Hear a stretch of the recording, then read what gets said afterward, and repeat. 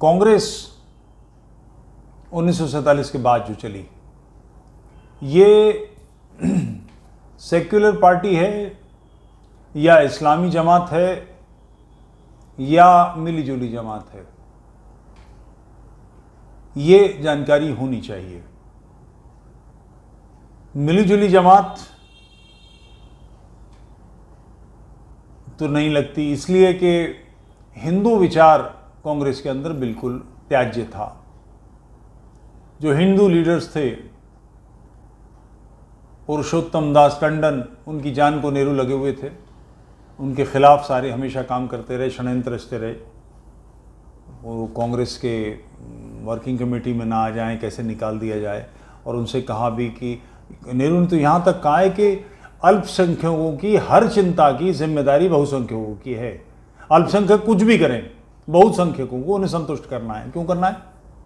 मगर तुष्टीकरण, तृप्तिकरण तो आज भी हो रहा है। नेहरू क्या गलत कह रहे थे? बहरहाल राष्ट्रवादी विचार को पूरी तरह से दबोचा गया। विभाजन के समय कश्मीर के समस्या को आजकल बातें की जाती हैं। महाराज कश्मीर तो कब से कह रहे थे कि भारत में मर्ज कर दूंगा। नेहरू अड़े हुए थे कि शेख अब्दुल्ला से बात करनी पड़ेगी। स्थानीय नेतृत्व तो जो नाराए तकबीर, जिंदाबाद, मुर्दाबाद, अल्लाह अकबर ही सारे कर रहा था, उनको ज़रूर लाना। उनका कहना था कि मेरी स्टेट है, राजा हूँ मैं, मेरे पूर्वजों ने खरीदी है, मैं मर्ज कर रहा हूँ। वो कौन है इस पर बात करने वाले? तो ये एक उलझन थी, तो नेहरू बिगाड़ रहे थे। फिर दूसरे एक मुल्ला को उन्होंने शिक्षा मंत्री बनाया, भारत का पहला शिक्षा मंत्री, मौलाना अबुल कलाम आज़ाद। भारत में नहीं पैदा हुआ था, मक्का में पैदा हुआ था। इसकी माँ ईरानी थी, इसका बाप अरब का था, वहाँ की नागरिकता थी। इसने कभी स्कूल का मुंह नहीं देखा, कभी पाठशाला नहीं गया, कभी कॉलेज नहीं गया, कभी यूनिवर्सिटी का मुंह नहीं देखा। शुद्ध मदरसे का प्रोडक्ट। ऐसे प्रोडक्ट को, ऐसे व्यक्ति को भारत का शिक्षा मंत्री बनाया, और उसका परिणाम होता है कि आक्रमणकारियों का इतिहास भारत का इतिहास बना दिया गया। अब ये सारे मुर्दे कब्र से निकाल के खड़े हो रहे हैं कि बलबन ने क्या किया, इल्तुतमिश ने क्या किया, और गुलाम जो थे उन लोगों के कुतुबुद्दीन ऐबक के क्या करतूतें थीं, खिलजी ने क्या किया। सारे ये लोग, ये बात ठीक है। और मुग़लों में इस तरह की कोई बात है कि उनकी पत्नियां भारत की थीं, वो अपनी सेना के साथ स्त्रियां नहीं लाए थे, मगर उन्होंने कभी भी अपनी पत्नियों के वंश पर, उनके पुत्रों ने अपनी माँ के वंश के बारे में कभी कोई अपने किसी कोर्ट के डॉक्यूमेंट में कभी भी कोई जुमला, कोई तारीफ़ी बात, कोई अच्छी बात कहीं नहीं है। वो अपने आप को तैमूरी कहते हैं।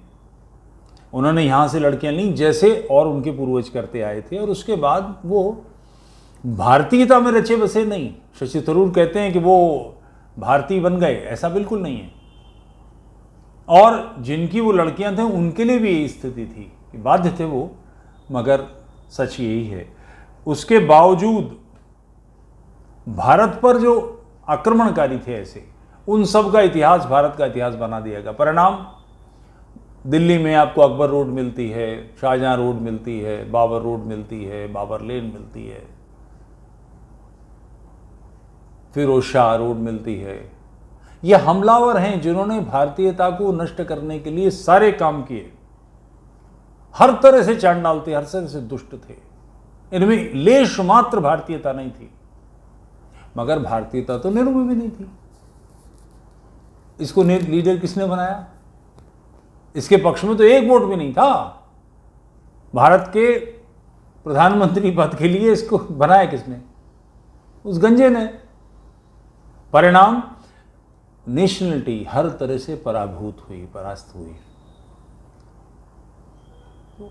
उन्होंने जो महावीर जी ने मुझे कुछ मैटर भेजा, उनमें से एक पत्र मौलाना अबुल कलाम आज़ाद के 27 अक्टूबर 1914 में कलकत्ता में दिए गए भाषण के अंश हैं। आप कल्पना करें कि ये 1914 में ऐसी बातें करने वाला व्यक्ति 1947 में के बाद भारत का शिक्षा मंत्री बना, बल्कि शिक्षा मंत्री तो पहले बन गया था, क्योंकि नेहरू की सरकार तो 1947 से पहले थी। 45-46 के जो चुनाव का परिणाम था उसमें सरकार बनी हुई थी, मुस्लिम लीग के साथ मिलीजुली सरकार थी इन दोनों की। तो मैं वो भाषण के अंश पढ़ना चाहता हूँ। यह यानी मुस्लिम बिरादरी अल्लाह द्वारा कायम की गई है। सारे सांसारिक संबंध, मैं अनुवाद कर रहा हूँ, सारे सांसारिक संबंध खत्म हो सकते हैं पर यह मुसलमान का मुसलमान से संबंध अटूट है।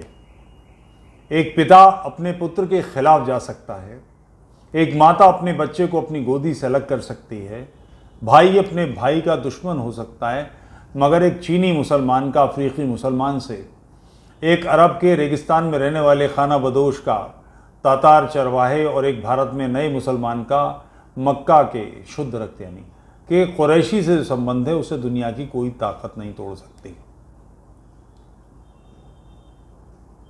जब ये भाषण दिया गया तो उस समय प्रथम विश्व युद्ध प्रारंभ होने को था, जिसमें तुर्की जर्मनी की तरफ से सम्मिलित हुआ था। उसके बाद ही तुर्की के टुकड़े किए गए थे और वहाँ खलीफा हटाया गया था।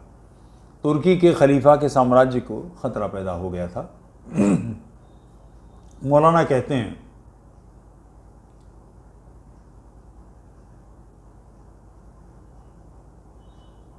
यदि ये सच है कि इस्लाम के दिल को चीरने के लिए तलवार पर सांध दी जा रही है तो हमें उसके लिए ढाल तैयार करने में कोई झिझक नहीं होनी चाहिए। ईसा मसीह की पूजा और अल्लाह की पूजा में प्राचीन काल से चली आ रही दुश्मनी है। कुरान में आयतें हैं, ईसाइयों को यहूदियों को दोस्त न बनाओ। एक आध नहीं, दर्जन भर आयतें हैं।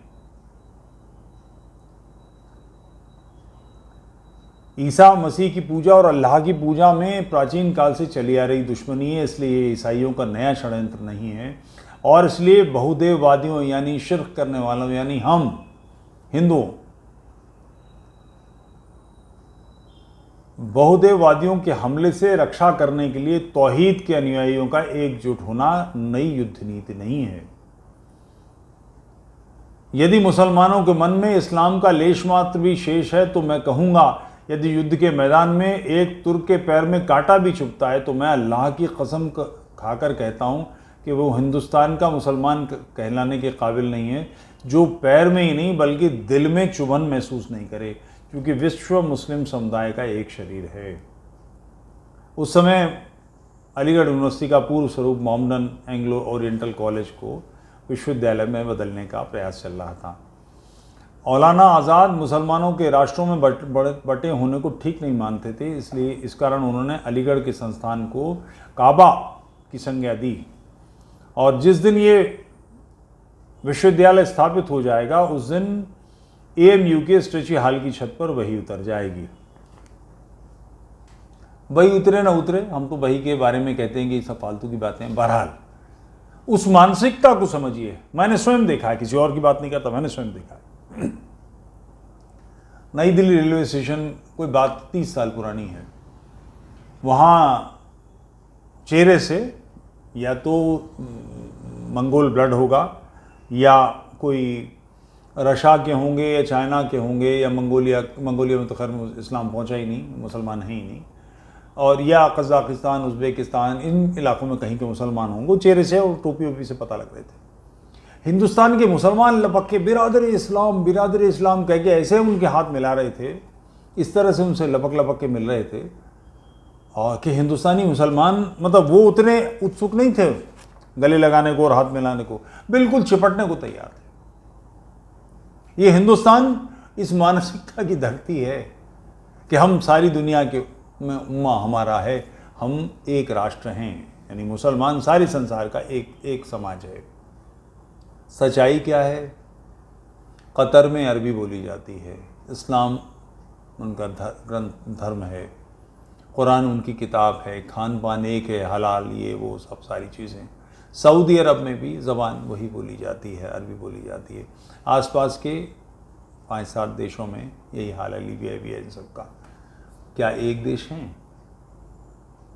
ये लोग मोहम्मद की अपनी फैमिली के उनका डायरेक्ट वंशज हैं मगर उन्होंने अलग अलग अपने वो जो मोहम्मद के समय में उनके कैलिफेट अलग अलग कबीले थे वो सारे आज भी स्थापित हैं, एक दूसरे के साथ मिलते नहीं हैं। इजिप्ट का मुसलमान इराक़ के मुसलमान से के साथ नहीं है, ईरान का मुसलमान चलिए वो तो शिया है मान लिया, मगर शिया कैलिफेट्स में भी, शिया कम्युनिटी में भी अलग अलग कंट्रीज़ हैं, वो सब एक साथ नहीं हैं। ये एक होने चाहिए, सब इस्लामी एक साथ होकर एक बड़ा ब्लॉक बन जाए और सारी दुनिया को इन्वेड कर लें, सारी दुनिया पर कब्ज़ा कर लें, सबको अपने झंडे के नीचे ले आएं, एक झंडे के नीचे, मोहम्मद के तौहीद के झंडे के नीचे ले आएं। इसकी सबसे ज़्यादा उपद्रवी जगह कौन सी है? भारत।